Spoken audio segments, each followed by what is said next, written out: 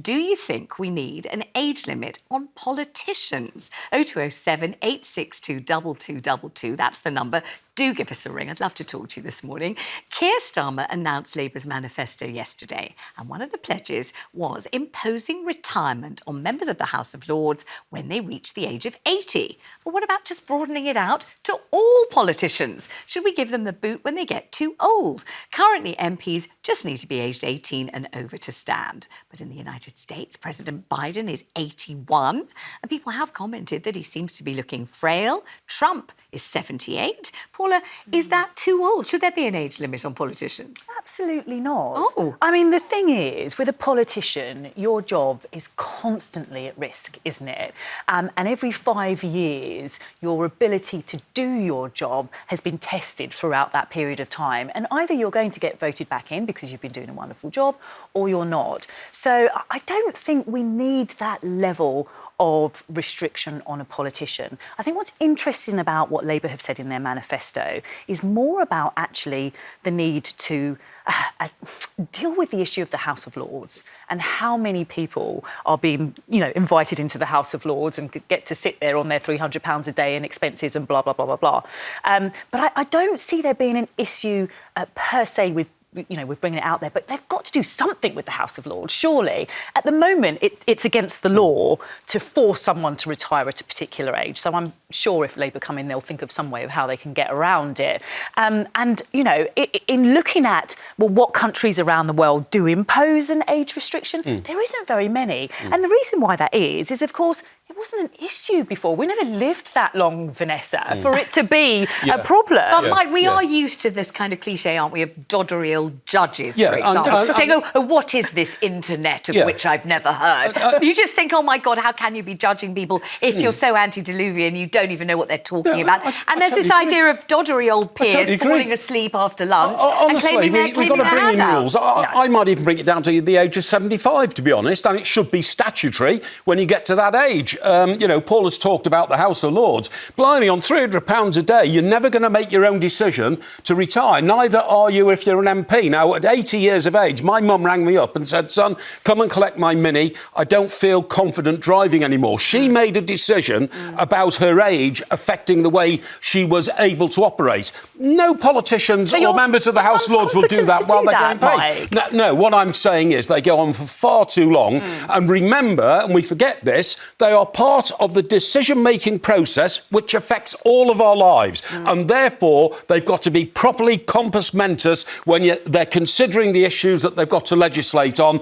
I would say age 75, out the door. Paula, where is the part where we start to think about older and wiser, more experienced, taking a step back to look at the world and see all the lessons of history that you have learned and blocking the way for younger people but in your long life on the planet, long. so that you attain a certain level of seniority. Yes. You are the most experienced person or you in become the a world. joke, or you become a joke. True. Mike, you absolutely learn from your mistakes, and you absolutely support the younger generation by being there for them, by giving them the tools with which you learnt how to do the job, and to ensure that history, particularly in politics, where lives are lost in terms of dangerous decisions, where we learn from that history and our mistakes, you're suggesting that somehow this lightning speed evolution in technology that we're seeing at the moment, with your iPad or with your iPhone, whatever it is, that somehow that kind of means that you have something more important to thrust upon the world than I would. What I'm Vanessa, saying is, you would. sometimes at that age, you don't know you've made a mistake. I mean, Joe Biden's a perfect example. He's made some decisions which have affected the world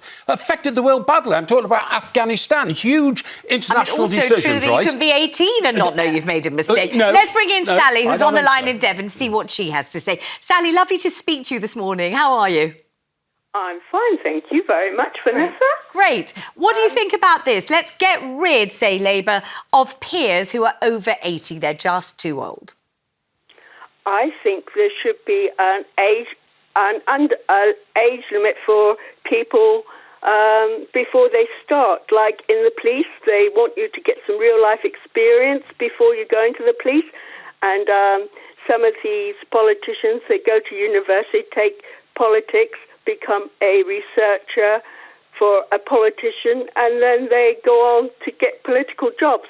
Well, what experience have they have of life at all? If you're really keen on politics, perhaps you should get a job for so long and go into local politics, or even on your parish councils to see what the problems are then. And also, if you lose, you might only be elected for 1 year. You have no experience of anything else.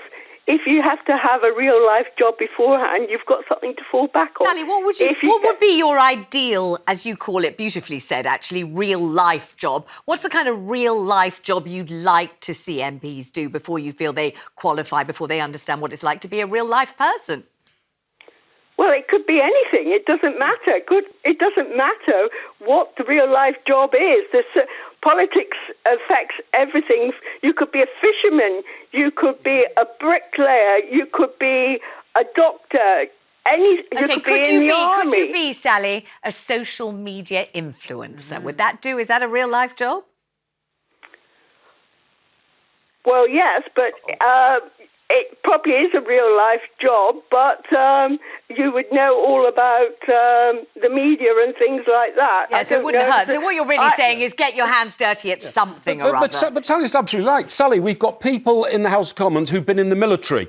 They've been in the City of London as a financer. We've got doctors. We've got postmen. Do you remember Alan Johnson, who was a postman who became Home Secretary? So that's a brilliant plan that people should have experience of the real world out there. Before, let me think, Gordon Brown, career politician, became Prime Minister. But did he have the touch and feel of the person in the street? Because he'd never worked in the commercial world. So, Sally, what are we saying, Sally? Are we saying that you have to be 30? Are you saying that you have to be 35? Is there an age that you could identify?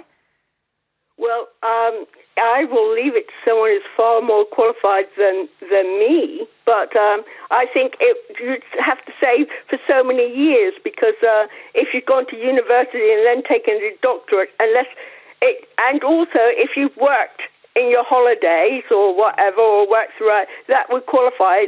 It's like this national service thing that you have to do it for a year. There should be a amount of years you have to work outside of politics before you can stand to be a politician. And you don't actually have to make it legal. Political parties should do this. Being a researcher for a politician is not a real job because it's not outside of politics. Sally, if you spoke to some downtrodden and exhausted researchers, they tell you it's a hell of a job, but I appreciate where you're coming from on that one. Thank you so much. Let's talk to Margaret in Lincolnshire. Hello, Margaret. Morning. Hello. Hi. What do you think about this? Should politicians be retired at a certain age, the age of 80, maybe? Yes, they should. And if they work like a normal person, they wouldn't be able to carry on like they do. Yeah, true. They'd be worn out, wouldn't they? If they was like, of course they would. Yeah. Put them down working in the drains and everything else and emptying the bins. See how long they'd last. But Margaret, our brains don't wither just because perhaps our muscles do. And to lose that wisdom and that experience, I think, would be a real shock and a real loss to our society. Do you think there's any... I wonder, Margaret, what you think about this, because we hear from the Labour Party, don't we, that they want to give the vote to 16 and 17-year-olds, so they're very, very young. And then we also hear they want to cut the peers off in their prime at the age of 80. Is there something that doesn't quite add up there, do you reckon? It doesn't add up because the 16-year-olds, 17-year-olds haven't got experience and they don't know what they're talking about. They can go to university and still come out with zero. Also it's true. not going to get them anywhere. Also true. Yeah, absolutely true. Margaret, they need a lesson from you on this one. It's been a pleasure talking to you. Thank you so much. Thanks to Margaret. Thank you all for your calls on this.